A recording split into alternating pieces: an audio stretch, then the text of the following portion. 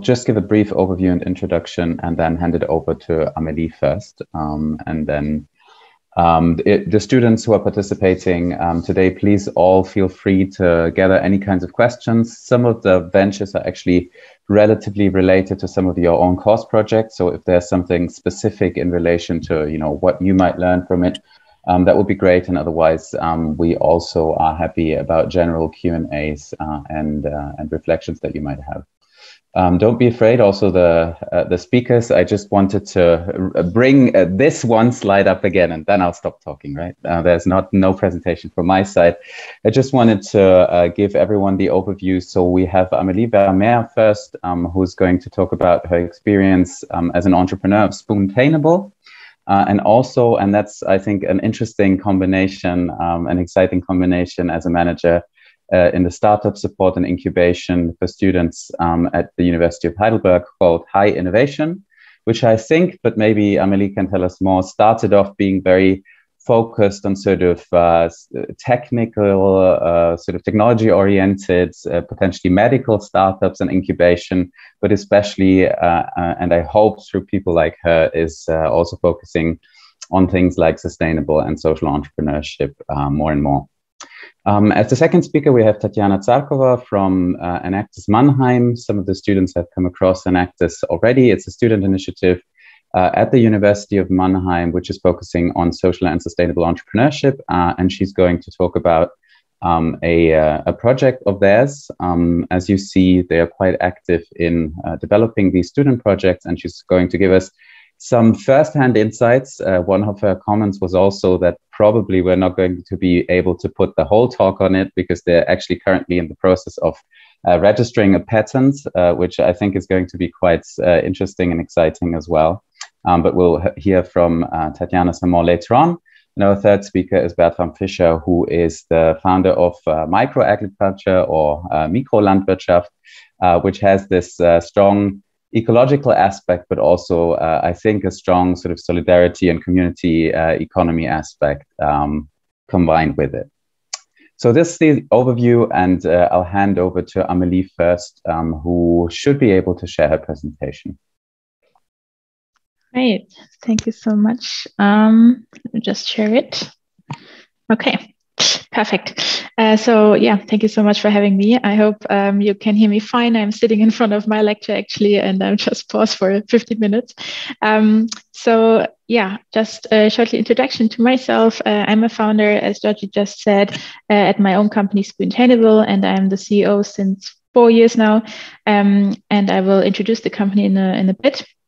But on the other hand, I'm in charge of the entrepreneurship education at the University of Heidelberg with my team at heiINNOVATION. So I'm trying to come up with an entrepreneurial skills certificate and to implement entrepreneurship more into the schedule in every field of study. So it's more focused on entrepreneurship everywhere. And I think that's very important. And it's a perfect combination of my startup and a university. So I'm really happy to do that.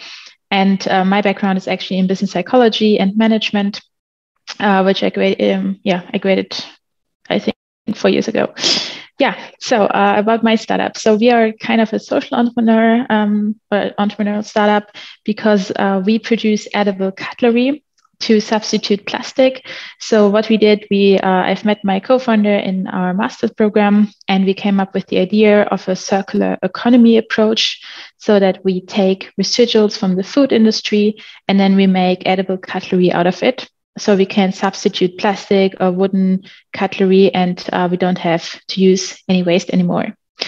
And often we are characterized as a social startup, and I think it's very important to talk about it, because social startups are often just thought of as not making profit and just doing social things and not really being economical.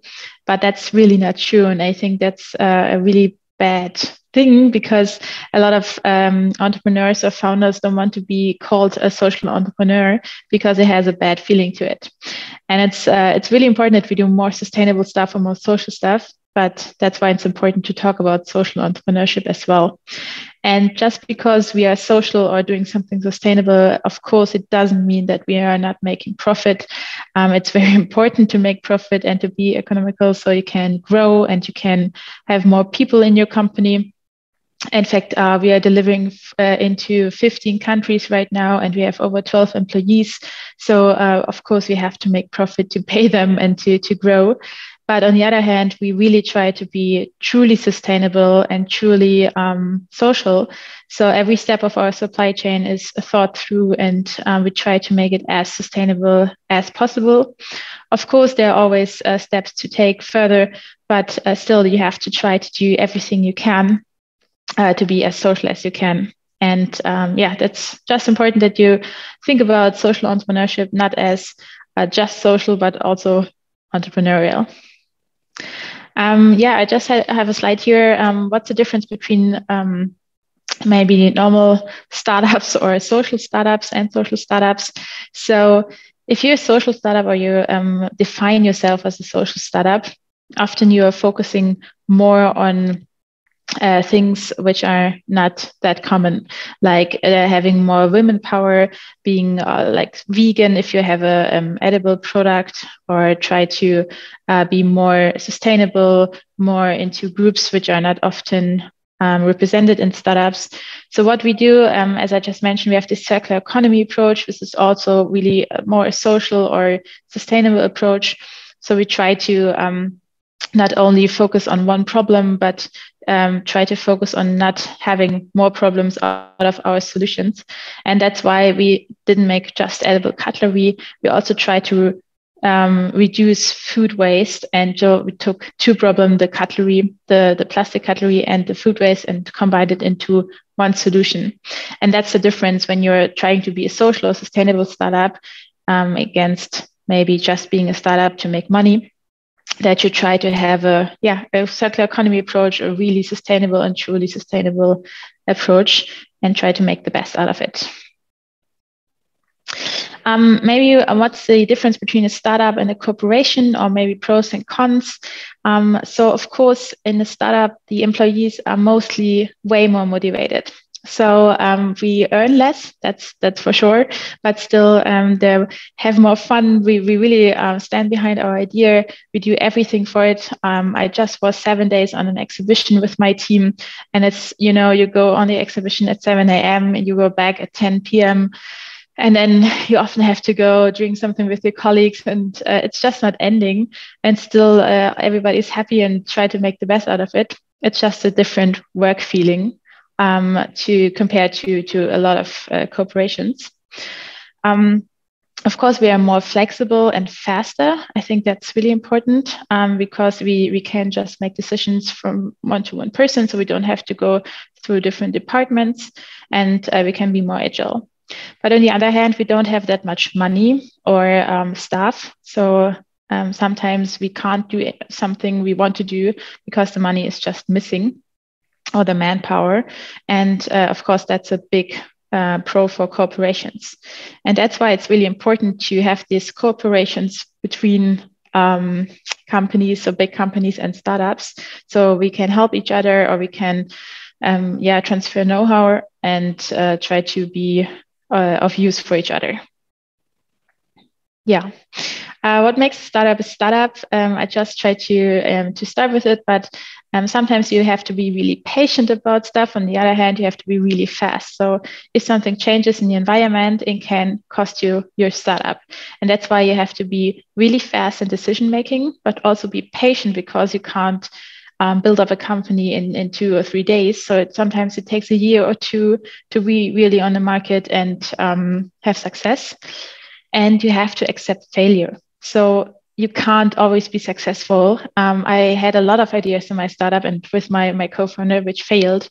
And that's okay, that's fine. We had a lot of failure and a lot of success, and you can learn out of it. So it's really good if you can accept failure and learn out of it. You have sometimes to make enemies. Not everybody will like you because you have to stretch the rules a little bit, cut some paths short to go to success, but still it can be really rewarding. And as I said, it's always a great experience being in a startup, and you get a lot of know-how. Yeah, maybe just some few ideas which are important topics in a startup. So I already mentioned the money problem. Every startup has money problems. That's why we raise money, we get investors, we get people to help us, and you have to be really entrepreneurial about money thinking. So how can we do something great with, not much money? You have a lot of legal restrictions as actually, if you try to found in Germany, it's a lot of administration and bureaucratic stuff, but that's why you need a good network, good partners and people around you which can help you with all those topics, which you maybe can't solve by yourself. Social life and your startup or entrepreneurial life will get mixed up. It's not like if you go to a company, a big company, corporate, and you work from 9 to 5. That's just not possible in a startup, especially if you're the founder. If you're just entering startup as an employee, maybe that's possible. But if you try to found your own startup, everything gets mixed up. I can't actually walk by an ice cream shop without seeing the spoons or talk about it. And we don't ever, just go out of the work or out of the office and are finished with our working stuff. So you always have everything on your mind and you're always working. But on the other hand, it becomes your life. Like the idea you're trying to get into the market and try to grow. It's your baby and you're trying to do everything for it. So it's not really that hard that it gets mixed up, but you have to be open for it. So you can't really always separate your social life from your startup life. Same with time management. Of course, you have a lot to do, and it's hard, but you can figure this out after a couple of years. Like right now, we're trying to get our weekends back a little bit, so we can do more sports or whatever. But of course, in the beginning, it's kind of hard. Gender bias. This is just one point here. We are a female-founded startup, so my co-founder and I, we are both women. And of course, there are a lot of gender bias in both directions. So we have a lot of advantages as female founders because everyone is focusing on it. Everyone wants to support it. So we have a lot of advantages for it. Of course, there are two disadvantages.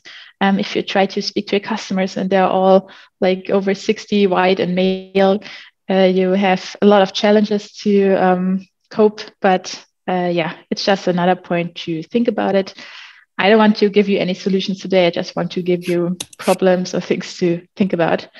So just to get you thinking started. Yeah, but how can you do it actually? So if you want to start a company or you want to think about it, there are a lot of things you can do to get more ideas or help. So there are accelerator programs, which I will talk in a second more about it. There are contests where you can pitch your idea and get more feedback, or maybe customers or angels who can help you. You can come up with a team. So you have to find partners who can help you get your idea together and work on it. And you need to have a great work network where you can get a lot of help and who can just help you with your problems. Sorry, a lot of people here. And that's why we have heiINNOVATION actually at the University of Heidelberg. So as Georgie just said, we started out helping a lot of tech founded ideas. So there were a lot of PhDs who wanted to found a startup out of their research, but we transferred from it to helping every startup. So we're trying to get everyone who wants to found a startup or has an idea to us, and we can help them with consultancy, with different kind of programs in our entrepreneurship education programs. And we have a lot of networking events where you can get help and teams and a network. So what we really want to do right now, we're coming up with an entrepreneurial skills certificate where we have over 15 courses which you can attend, and you learn about pitching and theory and marketing and sales and everything you need to know. Even if you just have an idea and you have no idea what to do with it, you can come in one of our startup programs.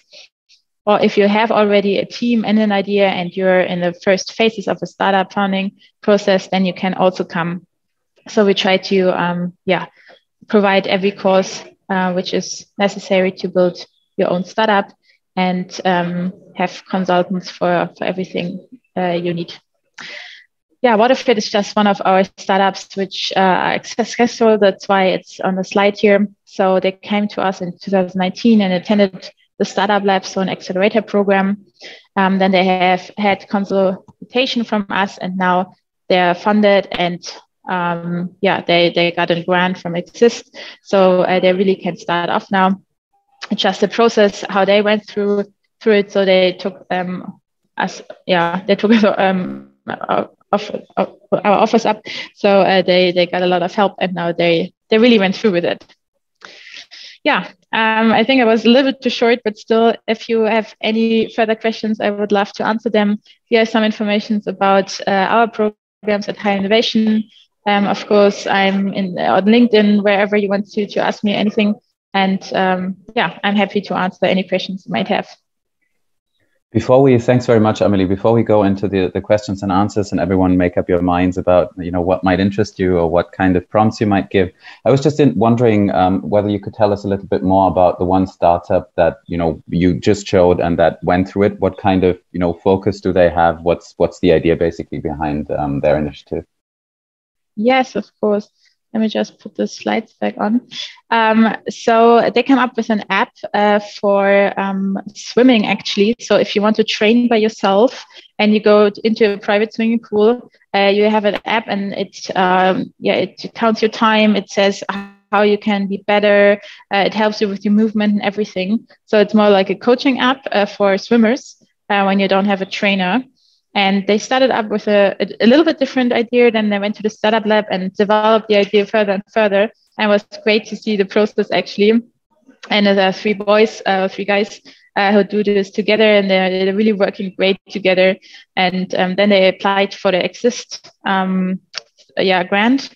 So they got funded for over a year for the pilot phases and for their salary too. And now they founded their startup, and I hope to see more of them. Thanks very much. Yeah, that gives a much better sort of sense of what exactly they're doing. And a couple of the course projects are actually focusing on app-based things a lot. There's a lot of course, there's a lot of digital influence also in what students are thinking about. That's why I was interested in what exactly it was doing, right?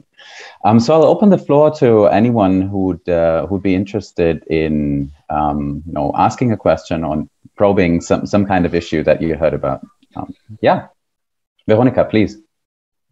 Hi, I just want to say thank you for the presentation. It was really inspiring. I just sort of have a general question about what was the best piece of advice you were given before starting your startup, and like in the whole process, what would you say was like the most valuable thing which someone told you? Yeah, I know it sounds basic, but it was really ask for help, because in the beginning, we always tried to do everything ourselves, and we were shy and thought if we really ask for somebody really stupid questions, then they won't think of us as founders or as good entrepreneurs.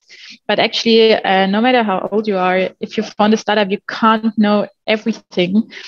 And I always think that a good lawyer and a good tax consultant are very, very important, because those two things you can't just substitute with any knowledge you find in Google.